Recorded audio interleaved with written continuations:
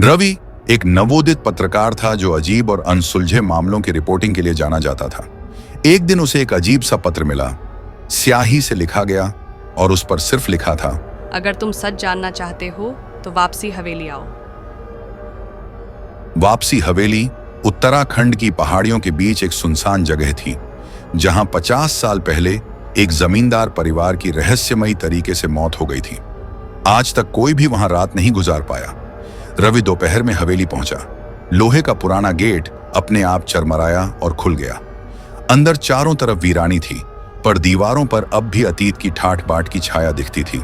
जैसे ही रवि अंदर गया, उसे लगा कोई उसकी हर चाल पर नजर रख रहा है। फर्श पर एक पुराना लाल कालीन बिछा था, लेकिन उस पर ताजे खून के धब्बे जैसी आकृतियां बनी थीं। रात होते ही हवेली का माहौल और भी डरावना हो गया। दरवाजे अपने आप बंद हो गए, झूमर झूलने लगा और दूर कहीं से किसी औरत के चीखने की आवाज आई।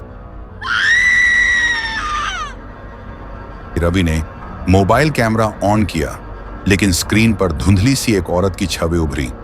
सफेद साड़ी में, लंबे खुले बाल और खून से सना चेहरा। रवि को हवेली की बेसमेंट में एक पुरानी डायरी मिली। उसमें लिखा था, मेरा नाम अनामिका है। मुझे इस हवेली के मालिक ने धोखे से मारा था, क्योंकि मैं उसकी गुप्त सच्चाई जान गई थी। मेरी आत्मा तब तक मुक्त नहीं होगी जब तक सच दुनिया के सामने ना आ जाए।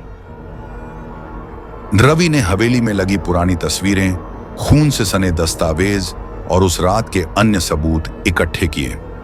जैसे ही उसने कैमरे में रिकॉर्डिंग शुरू की, आत्मा ने आखिरी बार प्रकट होकर कहा, धन्यवाद रवि, अब मैं मुक्त हूँ। हवेली की दीवारें अचानक दरकने लगी और एक विशाल रोशनी के साथ हवेली का आधा हिस्सा ध्वस्त हो गया। लेकिन रवि सुरक्षित बच गया और उसके कैमरे में सब कुछ रिकॉर्ड हो चुका था।